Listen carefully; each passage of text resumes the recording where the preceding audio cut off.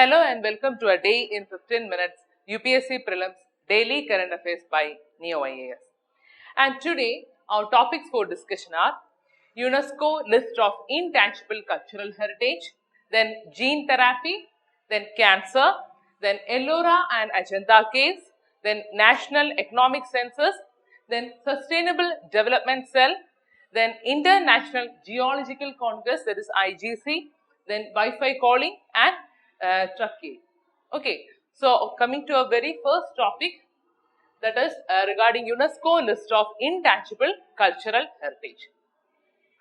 So the news is that the UNESCO means the United Nations Agency for Education, Culture and Science. Okay, so it has recognized the Nuart, it's a type of Thai massage, as a part of its representative list of the intangible cultural heritage of humanity.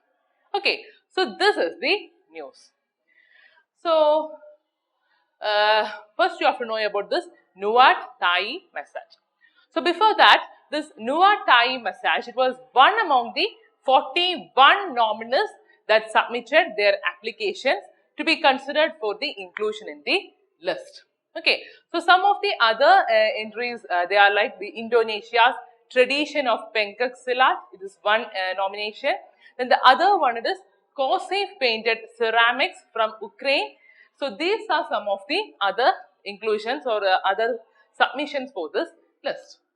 So as I said, first you have to know about this Nuart Thai massage.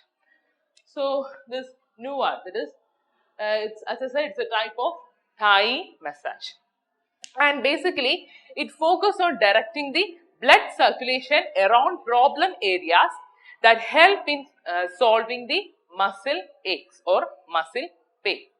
Okay, so we can say in relation to the traditional massages, in this Nuart massage, what the difference is that the therapist, okay, so this therapist, they may use their forearms and knees to apply pressure. Okay, so here in the picture you can see how they are doing that. Okay, so actually they apply the pressure using the forearms and knees. Clear? Then, so next you have to know about the UNESCO list of intangible cultural heritage.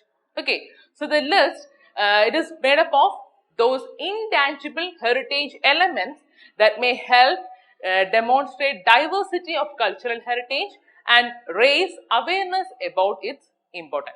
Okay, so this list, it was established in 2008 when Convention for Safeguarding of the Intangible Cultural Heritage, it came into effect. Okay, so next you have to know that this UNESCO maintains 3 lists under its intangible cultural heritage banner. Okay, so they are the list of intangible cultural heritage in need of urgent safeguarding, then the list of intangible cultural heritage of humanity, and the third one is the register of good safeguarding practices. Clear? So next you have to know some of the criteria for inclusion in the representative list, and they are, first is if the inscription of the element, it will ensure visibility and awareness of it, and if the element, it has been nominated after having the widest possible participation of the community or group or individuals concerned and with their free, prior and informed consent. Okay, and another thing you have to remember is that for inclusion of an element in the list, the state parties, that is the state that are bounded by the 2003 UNESCO Convention, they have to submit a nomination dossier so that it can be examined and evaluated by the committee. Clear? So the UNESCO committee, it meets annually to evaluate nominations that are proposed by the state themselves. Oh, fine. So next you can see the list of UNESCO intangible cultural heritage from India. In that, in 2016, yoga was nominated and also Navaras, and in 2017, Kumbh Mela was nominated. Clear? So that's all. So moving to our second topic, that is gene therapy. So the concerned news is that the ICMR, it comes up with the guidelines for gene therapy product development clinical trials. Clear? So this is the news. So we all know gene therapy, actually it's a technique in which genes are inserted into an individual's cells and tissues to treat or prevent the disease. Clear? So, genes are inserted into individual cells or tissues. Then the first clinical gene therapy was given in 1990 to a 4-year-old girl she is having ADA deficiency, means adenosine deaminase deficiency. Fine. Then next, you know that there are 2 types of gene therapy. Okay. So, let's see. So, these are the 2 types of gene therapy. So, coming to the first one, that is the somatic cell gene therapy. So, in this, the therapeutic genes, they are transferred into any cell other than a gamete, germ cell or gametocyte or undifferentiated stem cell. That is this first one. Okay.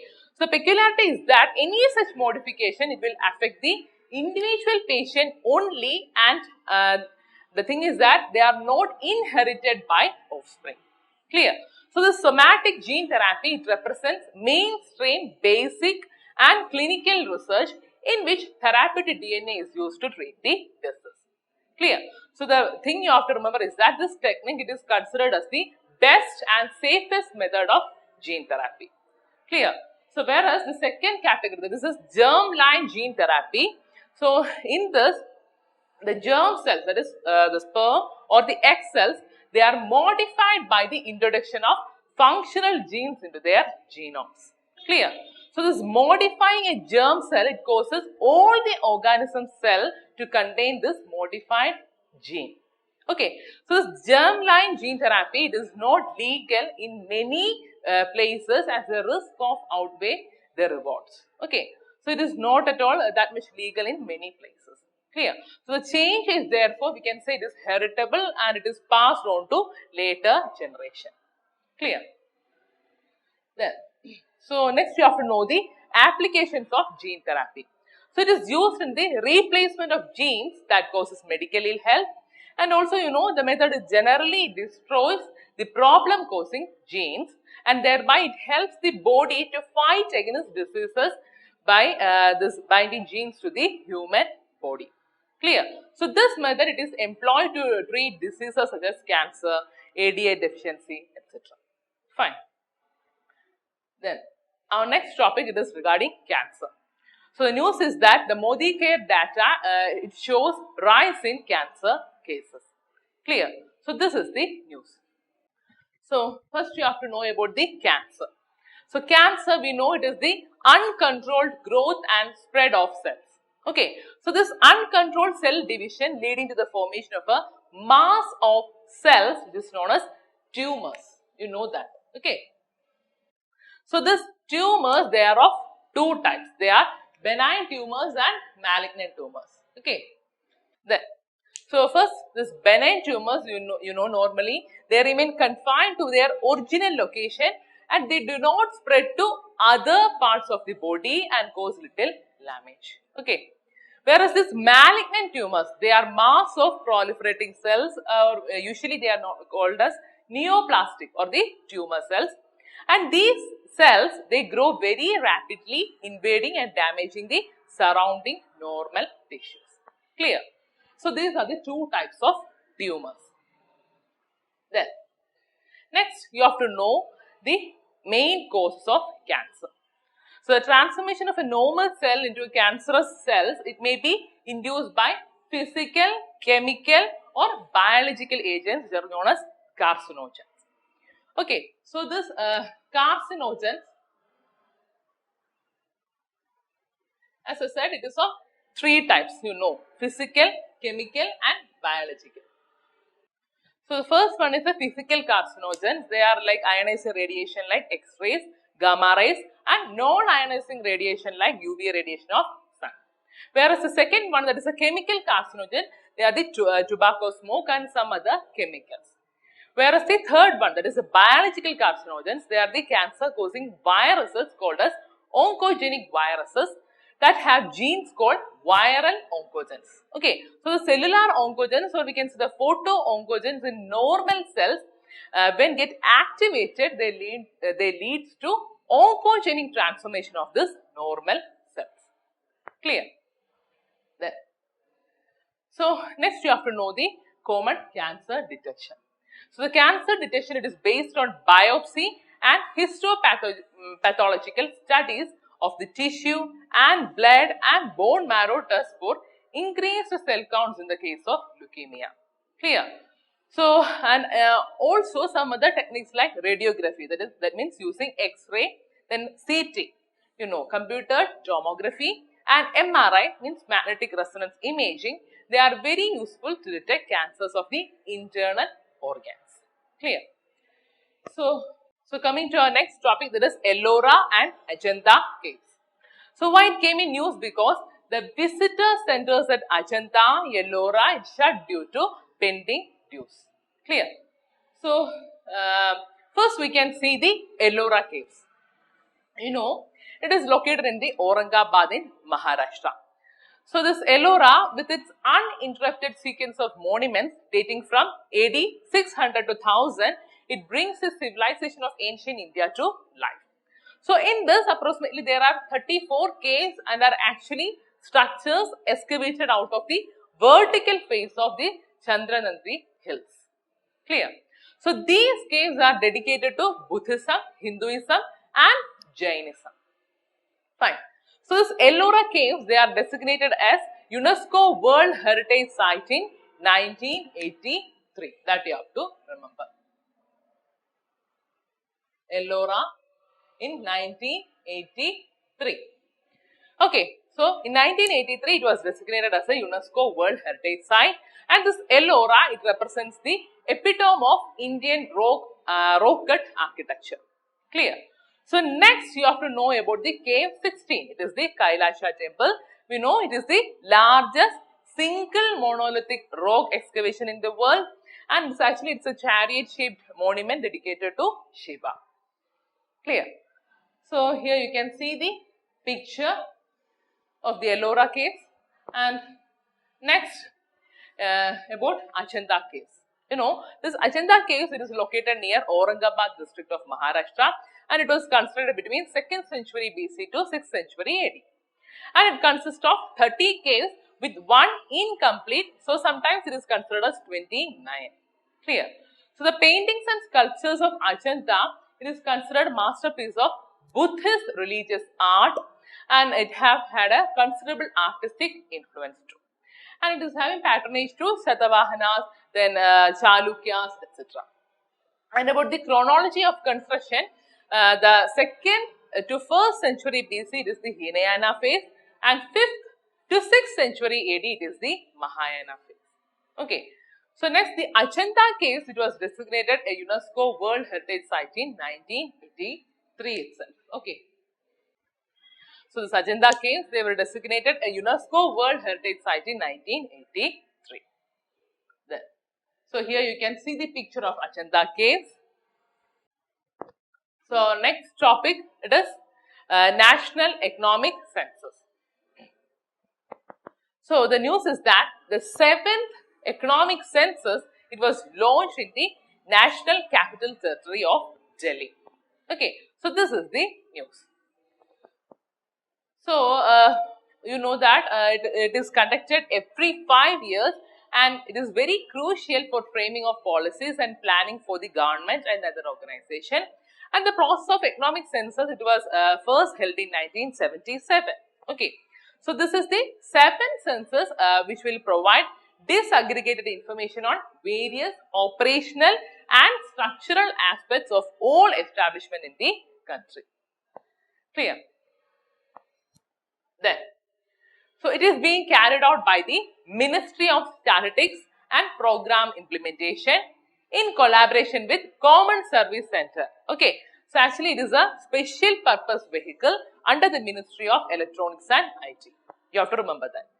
So we can say it will use an IT based digital platform for data capture, then validation, then report generation, and even dissemination for the first time. Clear?